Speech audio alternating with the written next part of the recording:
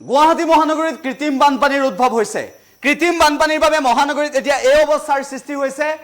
এনেকুৱা এটা পৰিস্থিতি মহানগৰীত এফালে উৰণ সেতু নিৰ্মাণৰ কাম চলিছে, আনফালে কৃত্ৰিম বানৰ বাবে হাহাকাৰ কৰিবলগীয়া হৈছে মহানগৰবাসীয়ে। আমি আপোনালোকক জনাব বিচাৰিছো সবিস্তাৰে যে মহানগৰীত কৃত্ৰিম বানৰ যি ভয়ংকৰ ৰূপ, সেই ৰূপৰ বাবে বৰ্তমান কি পৰিস্থিতিৰ সূচনা হৈছে মহানগৰীত, কেনেকুৱা এটা পৰিস্থিতিৰ সূচনা হৈছে। এনেকুৱাই পৰিস্থিতি গুৱাহাটী মহানগৰী অনুৰাধাতে হওক, চানমাৰীতে হওক, এনেধৰণৰ পৰিস্থিতি এতিয়া বিৰাজ কৰিছে। মাত্ৰ আধা ঘণ্টা বৰষুণ, তাৰ পিছত কৃত্ৰিম বানৰ উদ্ভৱ। এয়াই নেকি মহানগৰ উন্নয়ন বিভাগ? মহানগৰ উন্নয়ন বিভাগে কিমান উন্নয়ন সাধন কৰিছে? প্ৰশ্ন হৈছে যে মাত্ৰ আধা ঘণ্টাৰ বৰষুণ, সেই আধা ঘণ্টাৰ বৰষুণতে গুৱাহাটীত এনেকুৱা এটা পৰিস্থিতিৰ সৃষ্টি হৈছে। কদৰ্যময় গুৱাহাটী, এয়াই হৈছে গুৱাহাটীৰ পৰিৱেশ।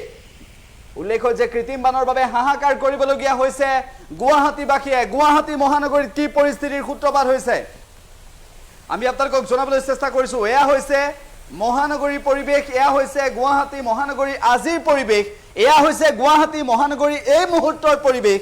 এনেদৰে কৃত্ৰিম বানৰ বাবে হাহাকাৰ কৰিবলগীয়া হৈছে, স্তব্ধ হৈ পৰিছে গুৱাহাটী মহানগৰীৰ জীৱন যাত্ৰা, মহানগৰবাসীৰ জীৱন যাত্ৰা।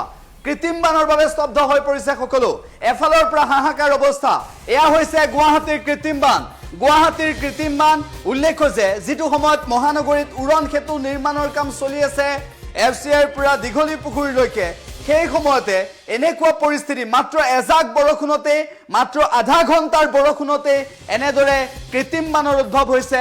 বহু বাহন বিকল হৈ পৰিছে। উল্লেখ্য যে গুৱাহাটী মহানগৰী অনুৰাধা, চানমাৰীকে আদি কৰি বিভিন্ন প্ৰান্তত কৃত্ৰিম বানৰ বাবে হাহাকাৰ অৱস্থাৰ সৃষ্টি হৈছে। কেৱল সিমানেই নহয়, তীব্ৰ যান জঁটৰ সৃষ্টি হৈছে। আপুনি যদি এই মুহূৰ্তত চানমাৰীৰ পৰা নাৰেংগীলৈ যাম বুলি ভাবিছে, তেনেহ'লে ভুলতো নাযাব, কিয়নো ভয়ংকৰ পৰিস্থিতিৰ সৃষ্টি হৈছে বিভিন্ন প্ৰান্তত। উৰণ সেতুৰ নিৰ্মাণৰ কাম চলি থকাৰ মাজতে এনেদৰে কৃত্ৰিম বানৰ উদ্ভৱ হোৱাৰ পিছত বহু সামগ্ৰী উটি আহিছে আৰু যাৰ জৰিয়তে দুৰ্ঘটনা সংঘটিত হোৱাৰ সম্ভাৱনা বিৰাজ কৰিছে। গুৱাহাটী মহানগৰীৰ আজি পৰিৱেশ আমি আপোনালোকক এই মুহূৰ্তত দেখুৱাইছো, কেনেদৰে স্তব্ধ হৈ পৰিছে মহানগৰীৰ জীৱন যাত্ৰা। এনেদৰে এজাক বৰষুণতে, মাত্ৰ আধা ঘণ্টাৰ বৰষুণতে গুৱাহাটী মহানগৰবাসীৰ জীৱন যাত্ৰা বিপন্ন হৈ পৰিছে। স্মাৰ্ট চিটি বুলি কোৱা হয়, স্মাৰ্ট চিটি এয়াই নেকি?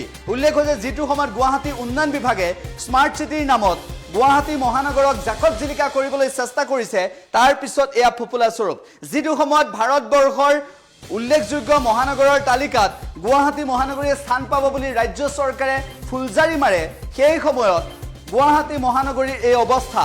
ভালদৰে মন কৰক, যিটো সময়ত গুৱাহাটী মহানগৰ উন্নয়ন বিভাগে মাত্ৰ নিজে কথা কৈ দায়িত্ব সামৰিছে, যিটো সময়ত মুখ্যমন্ত্ৰী ডক্টৰ হিমন্ত বিশ্ব শৰ্মাই নিজৰ বিভাগসমূহৰ উন্নয়নৰ সমান্তৰালভাৱে অশোক সিংঘালৰ হাতত থকা বিভাগৰ ক্ষেত্ৰত কি ব্যৱস্থা গ্ৰহণ কৰিব তাক লৈও প্ৰশ্ন আহি পৰিছে। সেই সময়ত গুৱাহাটী মহানগৰৰ এনেদৰে কৃত্ৰিম বানৰ উদ্ভৱ হোৱাৰ পিছত বিভিন্নজনে প্ৰশ্ন উত্থাপন কৰিছে যে প্ৰকৃতপক্ষে মহানগৰ উন্নয়ন বিভাগে কৰিছে কি? কৃত্ৰিম বানৰ বাবে হাহাকাৰ কৰিবলগীয়া হৈছে, মহানগৰবাসীয়ে স্তব্ধ হৈ পৰিছে জনজীৱন, আৰু এই স্তব্ধ জনজীৱনৰ মাজতে এনেদৰে মহানগৰবাসীয়ে এতিয়া জীৱন কটাবলগীয়া হৈছে। এককাল পৰ্যন্ত পানী।